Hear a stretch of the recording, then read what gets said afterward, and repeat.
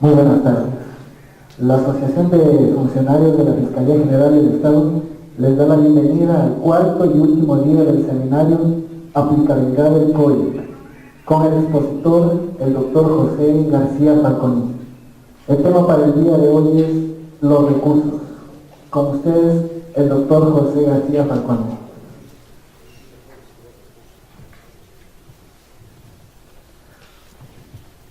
Buenas noches, buenas tardes todavía, compañeras y compañeros. Me siento muy complacido de estar nuevamente con ustedes, señores compañeros fiscales. Conforme había señalado el día lunes, a raíz de la vigente Constitución, vivimos en un país diferente, en un nuevo Estado completamente diferente al del Estado liberal y con un nuevo derecho. Por esa razón, reiteradamente he manifestado que muchas de las cosas que nos decían declarados son cosas ahora obsoletas o reseñas históricas. Entonces, entre las reglas básicas del debido proceso, el 76 manifiesta: en todo proceso en el que se determinen derechos y obligaciones de cualquier orden, se asegurará el derecho al debido proceso, que incluirá las siguientes garantías básicas. El número 7, donde está el derecho a la defensa, manifiesta lo siguiente. Dice: el derecho de las personas a la defensa incluirá las siguientes garantías. Y la letra M del número 7 manifiesta: recurrir el fallo o resolución en todos los procedimientos en los que se decida sobre sus derechos.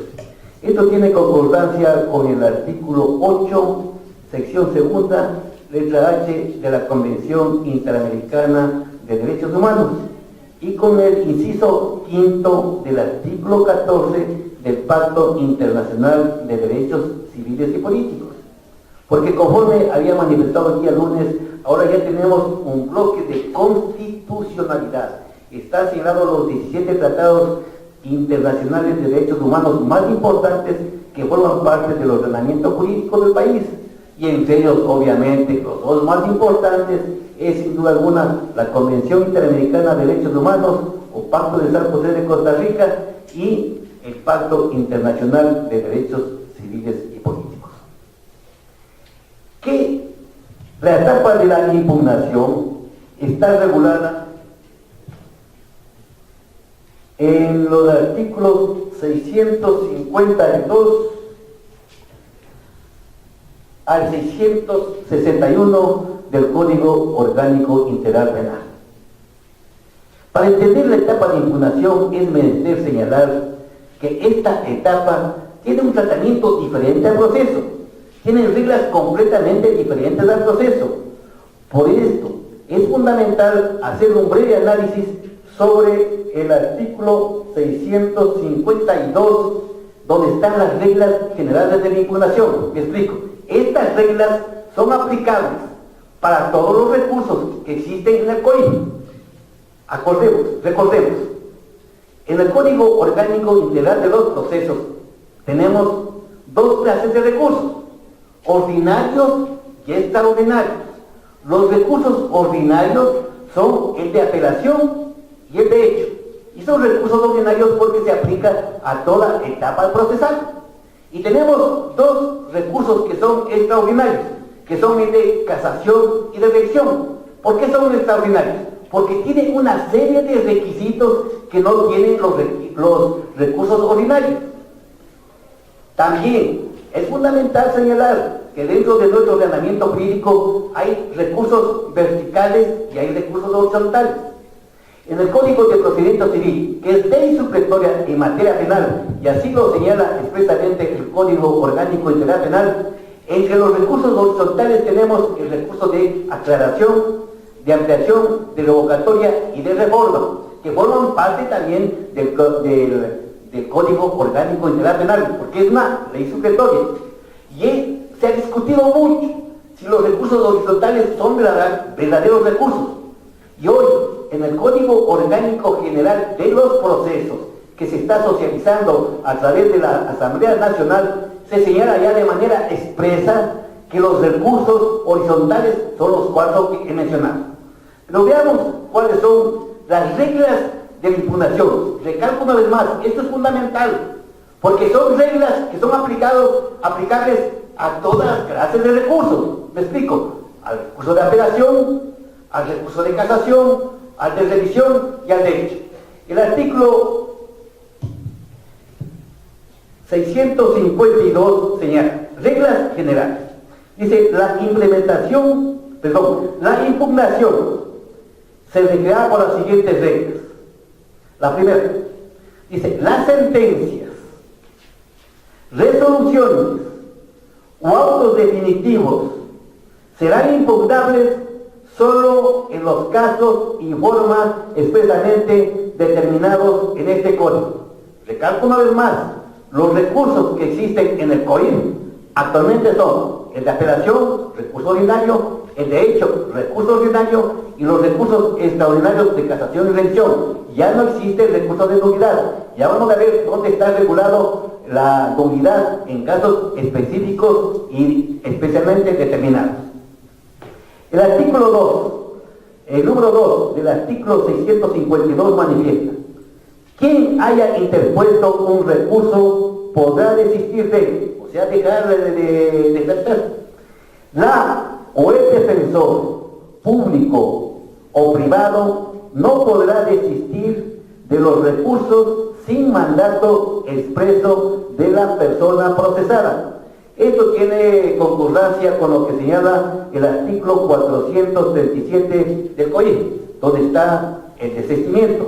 Y aquí viene una de las grandes preguntas: ¿podrá el fiscal desistir de un recurso de hecho, el fiscal general del Estado, desistir de un recurso de hecho que ha interpuesto un agente fiscal? Obviamente que nada dice en este caso el Código. Yo pienso que con la autorización del señor fiscal general del Estado, el agente fiscal puede desistir de un recurso interpuesto. El número 3 dice: los recursos se resolverán en la misma audiencia en la que se fundamente. Y esto tiene su razón de ser, porque dentro de la nueva justicia tenemos el artículo 75 de la Constitución de la República, que establece la tutela especial, jurídica, imparcial y expedita, que tiene concordancia con el artículo 23 del Código Orgánico de la Función, que señala igual obligación. Más aún, en la segunda parte de la charla ya vamos a hacer un análisis sobre la responsabilidad subjetiva de los jueces, fiscales y defensores públicos por inadecuada administración de justicia, por el retardo injustificado en la administración de justicia. O sea que es obligación de los jueces, una vez que se termina la audiencia correspondiente, ya sea en casación, en revisión, en el derecho o en la apelación, inmediatamente dictar de viva voz su resolución, para luego de los 3 días, los 4 días o 5 días que señala el respectivo recurso, notificarlo de manera escrita y de manera motivada. Y esto a veces no se cumple. Más aún, a veces se demoran semanas y meses a nivel de Corte Nacional de Justicia, lo cual evidentemente rompe el principio de liberación, rompe el principio de concertación, rompe el principio de contradicción que señala el artículo 168, número 6 de la Constitución de la República. El número 4 del artículo 652 señala: al concederse un recurso, se prevendrá a las partes para que concurran ante el Tribunal de Justicia. Y esto tiene su razón de ser, me explico. Si yo presento el recurso de la casación, revisión, el derecho o de apelación, el juez correspondiente, el juez que conoce este recurso, tiene que concederme o negarme, obviamente, y si me concede, tiene que indicarme que señale el casillero judicial o el correo electrónico donde un abogado en libre ejercicio profesional para recibir notificaciones. Y de este modo pueda yo ejercer el derecho constitucional a la defensa. El número 5 señala: cuando proceso existan varias personas procesales, el recurso interpuesto por una de ellas beneficiará a las demás, siempre que la decisión no se funde en motivos exclusivamente personales. Este beneficio será exigible aunque medie sentencia ejecutoriada que declarará la culpabilidad.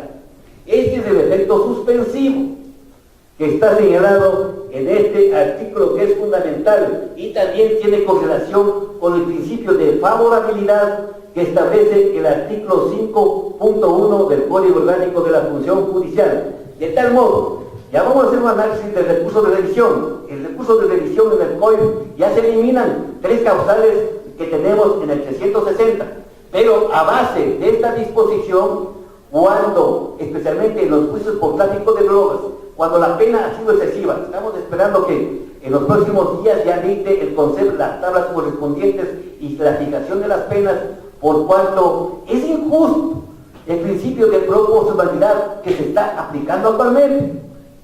Me explico. El artículo 76, número 6 de la Constitución de la República, señala que el principio de proporcionalidad se lo aplica de acuerdo a la ley de la materia. O sea, por ejemplo, en el caso, acabo de venir en un caso de tráfico de drogas de 19 gramos de cocaína.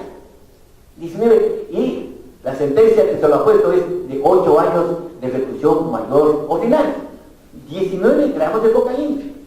Y obviamente, el artículo 76, número 6 de la Constitución señala que el principio de proporcionalidad se cumple de acuerdo con la ley de la materia, o sea, entre el mínimo y el máximo que señala la ley. El artículo 62 de la Ley de Estupefacientes y Psicotrópicas señala de manera expresa en su última parte que la pena aplicable a la tenencia de droga es de 12 a 16 años. Y con las atenuantes correspondientes, la pena viene a ser mínimo 8 años y máximo 12 años. Y entonces existe esta sentencia que acaba de dictar una de las cortes provinciales del Oriente, que le sentenció a 4 años de reclusión menor ordinaria. Entonces el fiscal interpuso el recurso de casación correspondiente, manifestando que hay una errónea interpretación del artículo 76, número 6 de la Constitución. Y esto tiene su razón de ser, compañeros, porque hace meses atrás, hace años atrás, hace un año y medio atrás aproximadamente, había mucha arbitrariedad de los señores jueces, especialmente aquí en Quito, de un tribunal de garantías penales. Este tribunal de garantías penales, al imponer en el momento la pena en una sentencia condenatoria en los juicios por tráfico de drogas, era completamente arbitrario. Y me explico, ¿por qué arbitrario? Porque por 4 kilos de cocaína imponía 4 años de reclusión, y por 50 gramos de marihuana 5 años de reclusión menor. Entonces, frente a estas arbitrariedades, la Corte Constitucional, ante una consulta que hicieron los tribunales de garantías penales de Pichincha, resolvió con carácter vinculante el principio de proporcionalidad que señala el artículo 76, número 6 de la Constitución, se lo aplica de acuerdo a la ley de la materia, o sea, entre el mínimo y el máximo que señala la ley. El artículo 62, recalco una vez más, no hace de la ley de drogas, no hace distinción entre la cantidad de drogas, de tal modo que el mínimo que puede imponer el tribunal es de 12 años y el máximo de 16, y con las atenuantes de 8 a 12.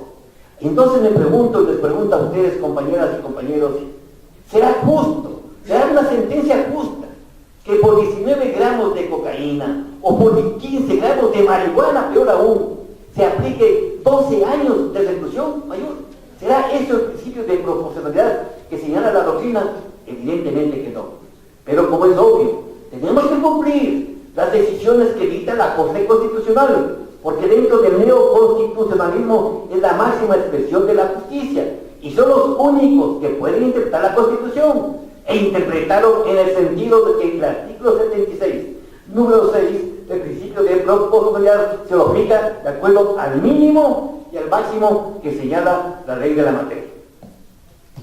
El número 6 del artículo 652 señala la intervención, la interposición de un recurso suspenderá la ejecutoria de la decisión, salvo las salvedades que señala este código. O sea que, como ustedes conocen, un recurso tiene dos efectos: el efecto suspensivo y el efecto devolutivo. En este caso, el código está señalando de manera expresa que el efecto de todo recurso, ordinario y reglamentario, es suspender la resolución del juez de primer nivel, de tal modo que queda suspenso, o sea que tiene efecto suspensivo, a excepción de las disposiciones legales que señala la ley. Y dentro de estas he descubierto que la única excepción hasta ahora de lo que yo he leído es la que señala el artículo 658, inciso final del código.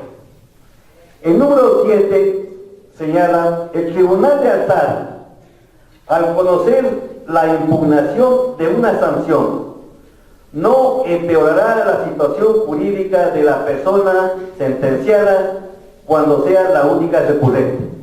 Igualmente, compañeras y compañeros, el artículo 77, número 14 de la Constitución, señala en su parte pertinente lo siguiente, y aquí hay alguna confusión. Dice: al resolver la impugnación, la Constitución de la República, al resolver la impugnación de una sanción, no se podrá empeorar la situación de la persona que recurre. Y entonces había alguna confusión, y la Corte Constitucional a los presentes. Me explico.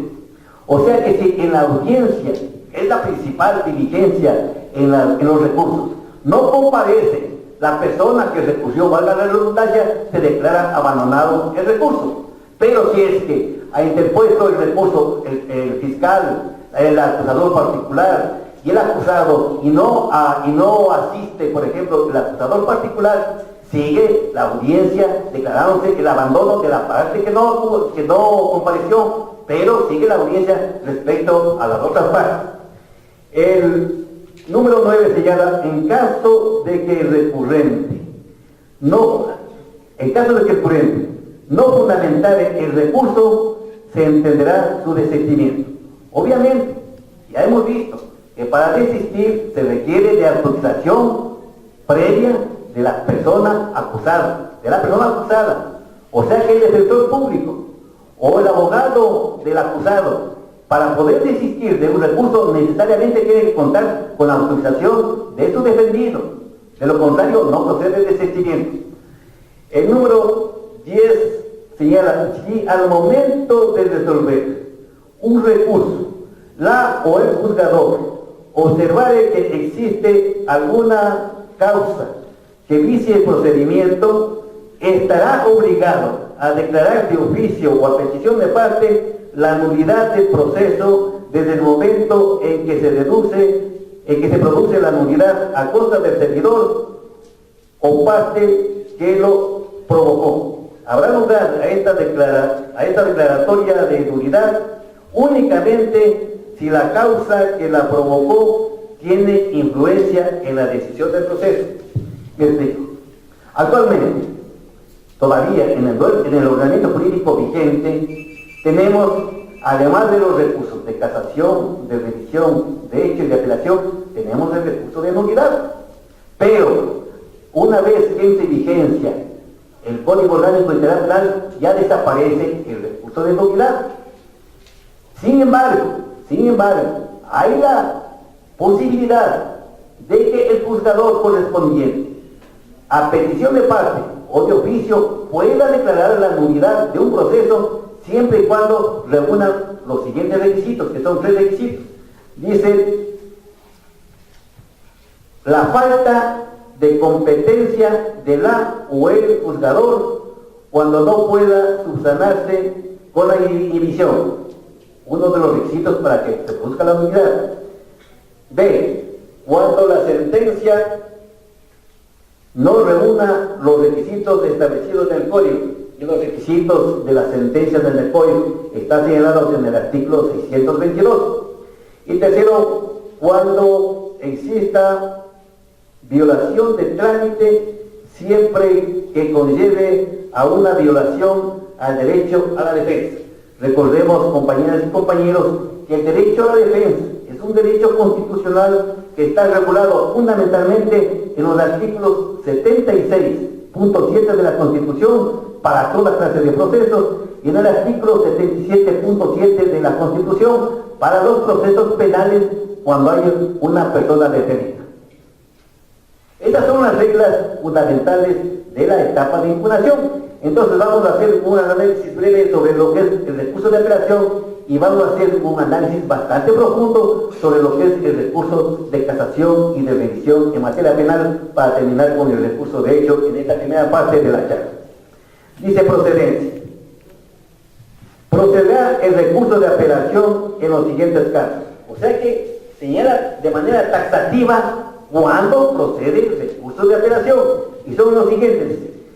De la resolución que declare la prescripción del ejercicio de la acción o la pena. El ejercicio de la pena está en el artículo 75 del Código del COIR y el ejercicio de la prescripción de la acción está en los artículos 416 al 420. Segundo, dice, del auto de nulidad, o sea, del auto de nulidad que dictan los señores jueces en atención al número 10 del artículo 652 del COIR que acabamos de dar lectura. Tercero, dice, del auto de sobrecimiento si existe acusación fiscal. Y cuarto, de las sentencias. Quinto, dice, de la resolución que conceda o deniegue la prisión preventiva siempre que esta decisión haya sido dictada en la formulación de cargo o durante la instrucción fiscal. Como es de conocimiento general, dentro de las medidas cautelares, la medida más dura, la medida más drástica, la última de las medidas es la prisión preventiva, la que debe reunir una serie de requisitos constitucionales y legales para dictarlas. Y solamente la prisión preventiva se puede dictar a pedido del fiscal, solamente a pedido del fiscal y a pedido fundamentado del fiscal. Y obviamente es facultativo del juez aceptar o no dicha petición de manera motivada. Y de la decisión que dicta el juez es apelable ante el superior esta medida cautelar de carácter personal. Lo siguiente dice, trámite. El recurso de apelación podrá interponerse por los sujetos procesales. Recordemos que de acuerdo al artículo 429 del Código Orgánico Internacional, los sujetos procesales son el procesado, obviamente, la víctima, la fiscalía y la defensoría. Dice, el recurso de apelación podrá interponerse por los sujetos procesales de acuerdo con las siguientes reglas. Primero, se interpondrá ante la o el juzgador o tribunal dentro de los 3 días de notificado el auto sentencia. O sea que el término para interponer el recurso de apelación es de 3 días contados a partir del día siguiente de la notificación de la respectiva resolución. Dice, la o el juzgador o tribunal resolverá sobre la admisión del recurso en el plazo de 3 días contados desde su interposición. O sea que hay una etapa especial para calificar la procedencia o no procedencia del recurso. Tercero, de admitir el recurso o al trámite, la o el juzgador o tribunal remitirá el proceso a la sala en el plazo de 3 días contados desde que se encuentra custodiada la providencia que lo concierne. Y esto es obvio, en atención a la justicia diligente que debe observarse actualmente. El siguiente dice, el recurso recibido el expediente. La sala respectiva de la Corte convocará a las partes procesales a una audiencia dentro del plazo de 5 días subsiguientes a la recepción del expediente para que fundamente el recurso y exponga sus pretensiones. En todos los recursos, en el de apelación, casación, revisión y el hecho, es fundamental la audiencia de fundamentación del recurso. porque de acuerdo a la fundamentación de ese recurso va a ser la resolución que tomen los señores jueces.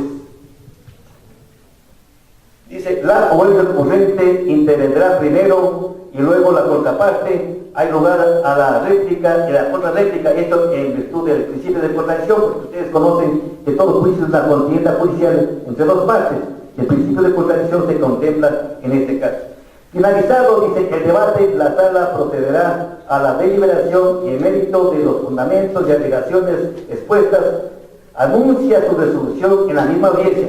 Aclaro una vez más, es obligación de los juzgadores, al momento de que se termina la audiencia de fundamentación del recurso, de viva voz, señalar si acepta o no acepta el recurso, y luego dentro del término correspondiente, notificar por escrito a las partes procesales de manera motivada. Dice, la resolución motivada deberá expresarse y reducirse a escrito y notificarse en el plazo de 3 días después de anunciada en la audiencia. Octavo, en los casos de fuero de corte provincial o nacional, la sala respectiva procederá en la forma señalada en los incisos anteriores. Con este preámbulo, compañeras y compañeros, vamos a hacer un análisis bastante profundo de lo que son los recursos extraordinarios de casación y de revisión en materia penal. En primer lugar, permítanme señalar que nuevamente, como les decía el día lunes, que cuando estoy con mis estudiantes de la Facultad de Jurisprudencia de la Universidad Central del Ecuador, les manifiesto que deben ser abogados de casación, o sea, abogados con mayúsculas, con C mayúscula. De los 70.000 abogados que hay en el país, pocos son abogados de casación. En algunos países como España, como en Francia e Inglaterra, se exige una serie de requisitos especiales para poder ser abogado de casación. Conforme yo manifiesto en algún trabajo que he publicado, para ser abogado de casación hay que ser un iniciado, no cuestiones esotéricas, vale la pena también por supuesto, iniciado en la hermenéutica jurídica. De tal manera que tiene que tener un conocimiento exacto de cómo saber interpretar la ley. Recalco una vez más, pocos son los abogados que conocen el recurso de casación. Y obviamente, que como les enseñaron a mis estudiantes, cuando tengan un recurso de casación, háganlo de la manera más responsable, pero también sepan cobrar. He preguntado a algunos abogados, amigos, cuando estamos en las audiencias de fundamentación del recurso de casación, más o menos cuánto cuesta una audiencia de esta naturaleza, no menos de $3.000. Y en verdad, hace 1 año y medio aproximadamente, tuve una audiencia de fundamentación del recurso de casación extraordinaria, de una dama, de una doctora de la ciudad de Loja, extraordinario. O sea que porque casar, ya vamos a hacer un análisis, casar es destrozar. O sea que ustedes tienen, en el momento que fundamentan un recurso de casación, tienen que destrozarle a la sentencia recurrida. Y la señora doctora lo destrozó, pero desde la A hasta la Z, desde vistos hasta antes de la firma de los señores jueces. Yo le preguntaba, en el momento que estaban deliberando los señores jueces, ¿qué tiempo se había demorado para preparar la fundamentación de esta audiencia de casación? Y me dijo, 15 días. 15 días pasé, dice, cerrada en mi estudio, en mi departamento, haciendo un análisis jurídico sobre el recurso de casación y sobre su procedencia para estar a la altura de las circunstancias. Porque recordemos, compañeras y compañeros, y he visto que lamentablemente hay algunos señores abogados, especialmente los de mi edad, que no saben fundamentar el recurso. Piensan que es una tercera instancia, piensan que están en alegatos, comienzan a hacer unas observaciones sobre los hechos y sobre todo el proceso, lo cual evidentemente es un absurdo en un recurso de casación que es técnico y extraordinario. Por esa razón es fundamental tener un conocimiento extraordinario de lo que es la hermenéutica jurídica. El recurso de casación, recalco una vez más, es técnico y extraordinario y tiene su fundamento hasta ahora en el artículo 349 del Código de Procedimiento Penal, pero eso ya no nos interesa mayormente. No hay mucha variación entre la casación que está vigente todavía